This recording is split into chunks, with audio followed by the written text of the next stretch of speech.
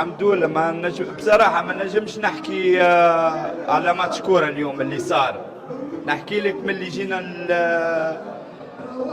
للجزائر، البلد شقيق جارنا.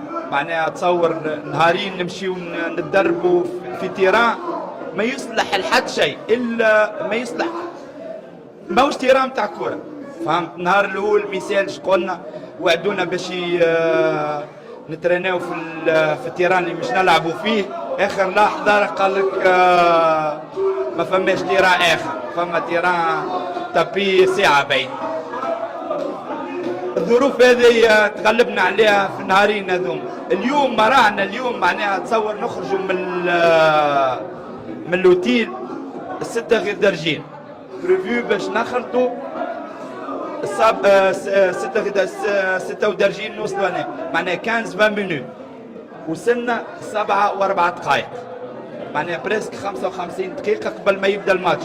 نورمالمون تخلط ساعة و45 دقيقة تدخل للتيران، تتفقد البيلوز، تاخذ تعمل لي شوفمون في عقل. ما رانا تصور 55 دقيقة لا دقيقة باش تحضر فيهم الجوارات، باش يحضروا الكينيات الجوارات، يعملوا تيب كل شيء في 55 دقيقة. معناها ستريس ما عندكش فكرة.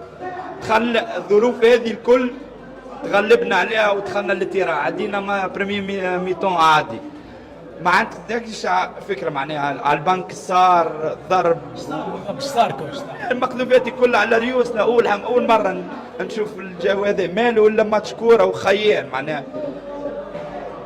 في البريمي ميتون داخلين الحجة ملابس ما يقارب 10 من الناس خويا يصدروا على الجوارات ولا ضرب بونية وكف حاجات اللي علاقة بالكرة. هذا في بريمي ميتون دخلتهم برات الولاد، عملنا سبيتش باش نقعدوا نكالم ما نتيحوش في البروفوكاسيون.